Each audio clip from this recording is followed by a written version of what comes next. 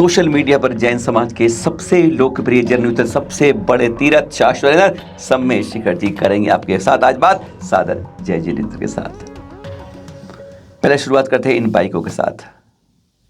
पहले पैदल जाते थे, महीने महीने की यात्रा करते थे, बिस्तर लाते थे, बर्तन लाते थे, सब कुछ ला के यहीं बनाते पकाते ऊपर यात्रा करते थे और फिर धीरे धीरे डोली के सहयोग होना शुरू हुआ और अब हम इन बाइकों के सहारे हो गए हैं। इन बाइकों के कारण मोटर गाड़ी भी आ जाएगी, सुविधाएं सब मिलती जाएंगी। जो तलवार पर लगे हुए शहद के समान है, शहद चाटते चाटते जीभ कब कट जाएगी पता नहीं चलेगा। और अब ये दुकानें, यह मर्ज है जिसके कारण पर्यटन क्षेत्र घोषित हो जाता है। यही तो एक चीज़ है, जब हम सुविधाएं मांगने लगते हैं, सुविधाओं के लिए हम मुंह दिखाते हैं और सरकार हमसे बिल्कुल कहती है करते हैं। यह सुविधाओं के रूप में एक वही तरीके का है, शकुनी का जैसे पासा फेंका हुआ है ये वाला। दुकानें पता है, हम और आप इसके दोषी हैं, ना हमारे कोई संत दोषी हैं, ना जैनेतर समाज दोषी है, हम ही दोषी हैं। कोरोना के समय में सारी अपने आप दुकानें हट गई थी, लेकिन हमारी जीभ पेट से ज़्यादा चलती है और इस कारण अब भी यहाँ पर 250-300 दुकानें लगती हैं। और अब दिसंबर आ गया ना, अब भीड़ हमारी बढ़ती जा रही यात्रा की वंदना के लिए और वहाँ पर दुकानों का जमावड़ा और नई बनती जा रही हैं।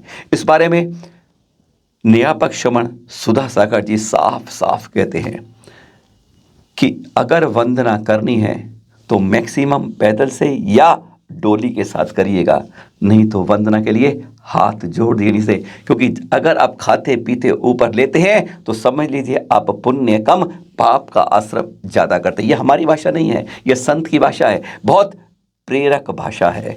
एक बार जरा उनसे सुन लेते हैं, फिर आगे बात करेंगे आपसे कि शिखर जी के लिए दोषी रूप से क्या हम ज़्यादा दोषी नहीं हैं? क्या हमारी जीभ अगर रुक जाएगी तो क्या पर्यटन जैसे क्षेत्र होने पर क्या हम लगाम नहीं लगा पाएंगे? सुनते हैं मुनि पुंगव श्री सुधा सागर जी से। रास्ते में लगने वाली दुकानों से कुछ ना खाना ना पीना।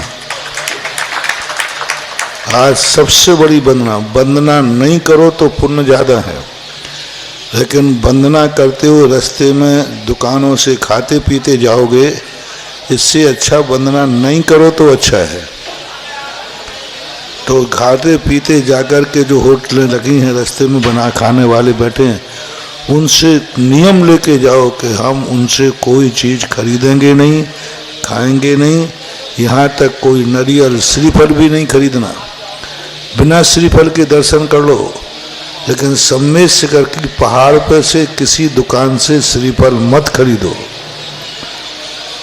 बिना श्रीफल के कर लो कोई बात नहीं, वहाँ से श्रीफल खरीदने का अर्थ है सम्मेद शिखर का नाश करना है, गंदा करना।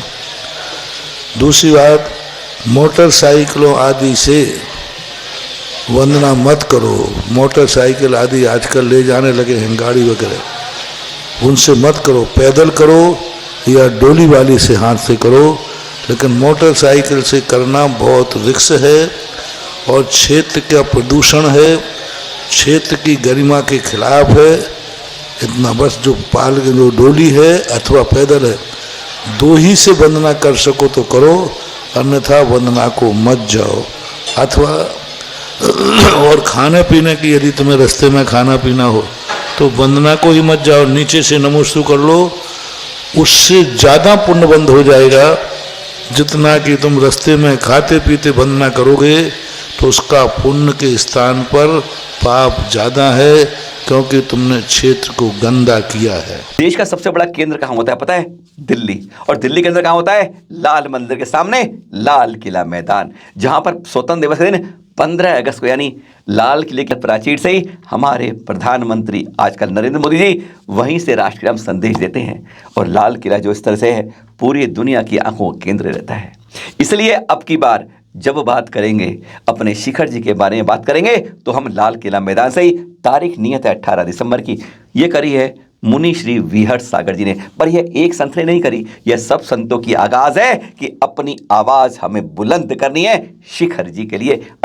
और कार्यक्रम को इस तरीके से बनाया गया है, सुबह महावीर स्वामी 2550वां निर्वाण महोत्सव के लिए उनकी अर्चना के साथ, शिखर जी का आह्वान के साथ जन बल के साथ हमें दिखाना है, हमें सरकार से अनुरोध करना है कि जब सब धर्मों के बारे में आप बात करते हैं तो जैनों को क्यों भूल जाते हैं। जैन क्या चाहते हैं, अपने जन बल से दिखाना है। और अंत कहते हैं शिखर जी की जैसे है ना, मोक्ष का रास्ता जहाँ से निकलता है उसी तरह मोक्ष के द्वार खुलते हैं जब हम जैनेश्वरी दीक्षा लेते हैं और दीक्षा से उसका समापन होगा। सुनते हैं जरा मुनि श्री विहर सागर से इस अपील के बारे में। हमें ही नहीं आना, आपको ही नहीं आना, आपको भी आना है, सब परिवार आना है, अड़ोसी पड़ोसी को साथ लेकर आना है। तारीख रविवार है, 18 दिसंबर है, लाल किले मैदान में। आवाज गुंजायमान शिखर जी के लिए। सुनिए जरा मुनि श्री विहर सागर जी से। और सरकार सबको, दुनिया को सब चीज़ देती है भाई, तो हम लोग कुछ मांग तो है ही रहे, जो हमारी चीज़ है तो उसी पर हमारा अधिकार बना रहने दो, ये चाहते हैं, बस इतनी सी मांगे। तो इस बात को लेकर के हमें आप सबका सहयोग चाहिए, हमें आप सबका साथ चाहिए, हमें आप सबकी वहाँ पर उपस्थिति चाहिए, मौजूदगी चाहिए। मैं नहीं कह रहा हूँ कि आप पैसे लेके आओ, मैं नहीं कह रहा हूँ आपसे कि आप गाड़ियाँ लेके आओ, अरे भैया आ जाओ, बस इतना ही बहुत है। आप आओ वहाँ पर, और वहाँ आएंगे तो हम सिर्फ अपनी एकता दिखाना है कि हम सब महाराज के नाम पे भले अलग अलग हों, है ना, मंदिर के नाम पे हम लोग भले अलग अलग हों, हम किसी संत के नाम से भले अलग अलग हों, ग्रंथ के नाम से भले हम अलग अलग हों, पर सम्मेश शिखर जी सबका एक है, एक था, एक रहेगा।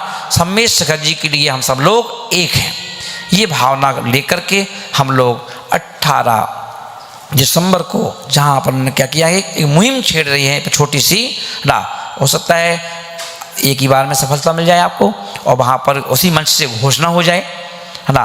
तो वहाँ पर तो हम देखेंगे, हो सकता है उस प्रोग्राम में अपन को और ट्विस्ट देखने को मिलेंगे। अभी उस प्रोग्राम में देखिए महाअर्चना देखने को मिलेगी, साथ साथ में आपको वहाँ पर, है ना, अपने सम्मेश शिखर जी के लिए प्रधानमंत्री जी, हो सकता है उस समय प्रधानमंत्री जी को अपन अभी टीवी पे देखते थे, कानों में सुनते थे, भाइयों बंधुओं, अब अपन फेस टू फेस देखेंगे, उनको सुनेंगे कि वो हमारे जैन समाज के बारे में क्या बोल रहे हैं, है ना, हमारे तीर्थंकरों के बारे में क्या बोल रहे हैं, उनको सुनेंगे अपन।